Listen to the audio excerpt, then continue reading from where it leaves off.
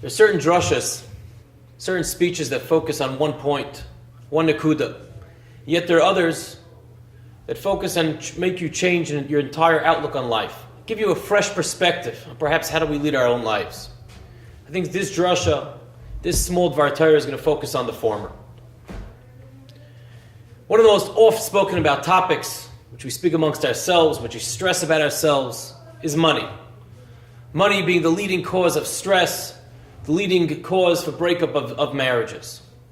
But not only that, the Medrash Shmuel tells us all of the taivas in the world, every other desire that we have, we get sick of after a while. We get fed up. You do anything too much, after a while you just get bored, or perhaps even worse, you're disgusted by it.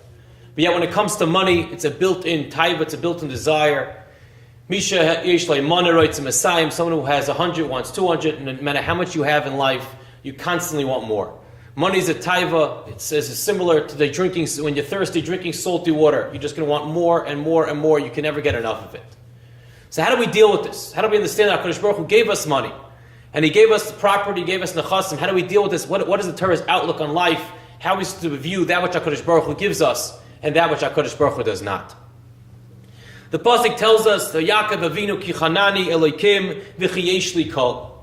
Yaakov says, the way Kli Yakar learns it, yesh li kol. That Yaakov was a tzaddik and he had everything he needed. Even though there were times he didn't have what he had, but he was happy and content and perfectly satisfied with what HaKadosh Baruch Hu gave him.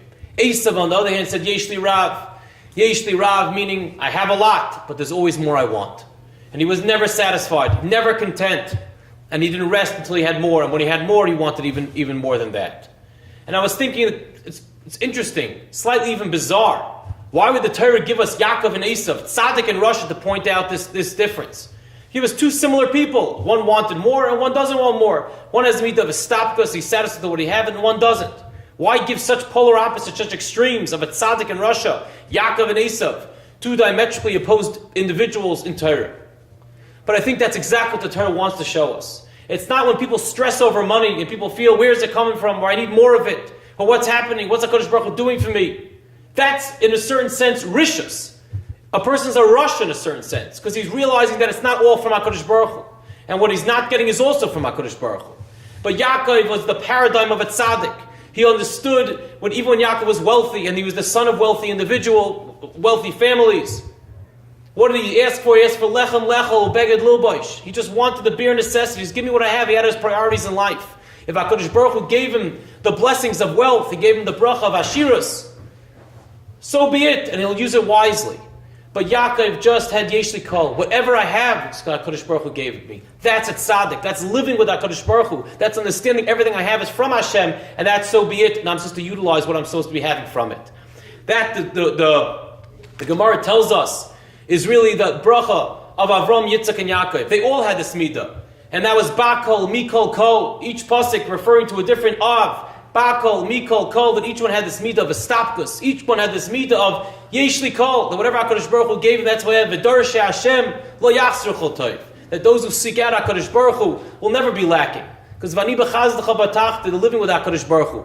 That's the lashon of emunah, which is ke'oimen, ke'emunah comes out from the lashon of kaisher yisa oimen es hayonik, that we learn out, that like we're similar to a nursing mother. That when we nurse from our mother, we know from a child nursing from their mother, then the milk keeps on coming. But if we don't nurse from our mother, then the milk dries up. When we live with HaKadosh Baruch Hu, we understand everything comes from Him, that which we have and that which we don't have, the milk keeps on flowing. But when we don't live with HaKadosh Baruch Hu, and we don't realize where it's all coming from, we think it's all about us, and we want more, and we're going to work harder, we're going to get more than the ishtadus that's necessary, then HaKadosh Baruch Hu says the milk's going to dry up, and you're welcome to try it on your own.